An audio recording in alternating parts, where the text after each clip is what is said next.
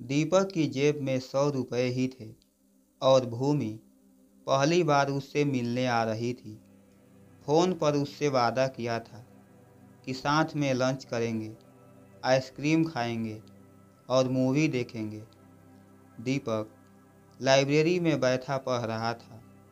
तभी भूमि का मैसेज आया, कहाँ हो? लाइब्रेरी में हूँ, उसने रिप्लाई किया। मैं आ गई हूँ, गांधी पार्क में बैठी हूँ, तुम्हारा वेट कर रही हूँ। दीपक ने रिप्लाई किया, अभी आया। लाइब्रेरी से निकलते टाइम अच्छी तरह मुंह ढक कर वो गांधी पार्क की तरफ निकल गया। वहां जाकर देखा तो एक बेंच पर कपड़े से मुंह लपेटे एक कन्या बैठी थी। दीपक ने उसके पास जाकर कहा, चलें? वो भड़क गई और बोली, कौन है तू, हरामजादे? तेरे घर में माँ बहन नहीं है क्या? उसका भड़कना जायज़ भी था, क्योंकि वो भूमि नहीं थी। तभी भूमि वहाँ पर आई और उस कन्या से माफ़ी मांगी। तब जाकर मामला शांत हुआ। अब दोनों पार्क से बाहर आए। भूमि दीपक की हालत पर हंस रही थी। भूमि ने कहा, बहुत जोर से भूख लगी है, पहले लंच कर लेते हैं, फिर मूवी देख लेंगे। दीपक ने भी हाँ में हाँ मिलाई और बोला, चलो आज तुम्हें यहाँ का सबसे बेस्ट खाना खिलाता हूँ। थोड़ी ही देर में दोनों होटल मोती पैलेस के सामने थे, क्योंकि उसके सामने अन्नपूर्णा रसोई थी। भूमि मोती पैलेस की तरफ जाने लगी तो दीपक बोला, अरे इधर नहीं, ये तो सबसे बेकार है, क्योंकि वहाँ मिनिमम 400 रुपये से खाना शुरू होता है और उसकी जेब में मात्र 100 रुपये थे। दीपक उसे अन्नपूर्णा रसोई में ले गया, जहाँ 16 रुपये में दोनों ने खाना खाया, साथ में 20 रुपये की छाछ ले ली। भूमि को दीपक थोड़ा अजीब लगा। ऐसे कौन पहली बार ही किसी लड़की को अन्नपूर्णा में खाना खिलाने लेकर जाता है।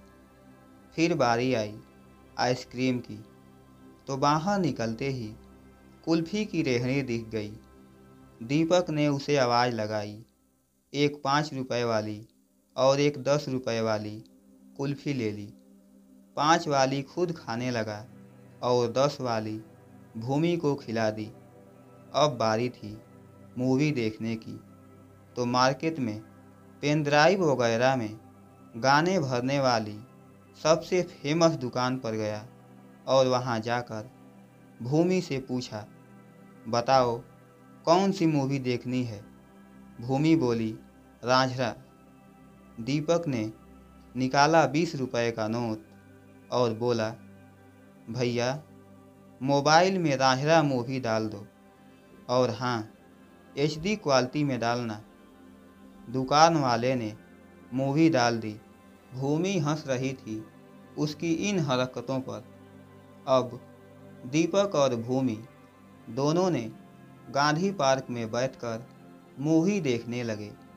मूवी देखते देखते दीपक ने भूमि से कहा, और कोई ख्वाहिश हो तो बता दो। भूमि बोलना तो बहुत कुछ चाहती थी, लेकिन चुप रही। फिर दीपक ने कहा, देखो, मैं मानता हूँ कि फ़िलहाल मैं बेरोजगार हूँ, लेकिन मैं मेहनत कर रहा हूँ और मुझे विश्वास है कि मैं एक दिन सरकारी नौकरी ज़रूर करूँगा। उस दिन ही मैं तुम्हारे घर वालों से तुम्हारा हाथ मांगने आऊँगा। क्या तब तुम मुझसे शादी करोगी?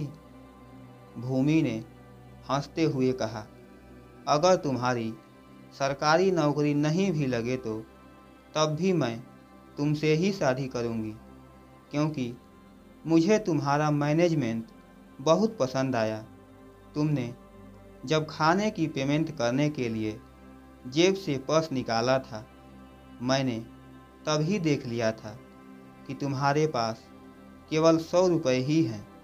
हालांकि कुछ पैसे मेरे पास थे, लेकिन मैं इसलिए चुप रही क्योंकि मैं ये देखना चाहती थी कि तुम इन 100 रुपयों में वो सब वादे कैसे पूरे करते हो जो तुमने मुझसे किए थे।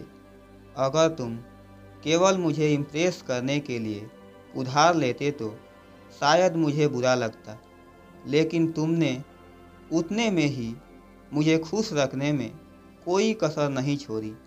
तो मिस्टर दीपक, क्या तुम मुझसे शादी करोगे?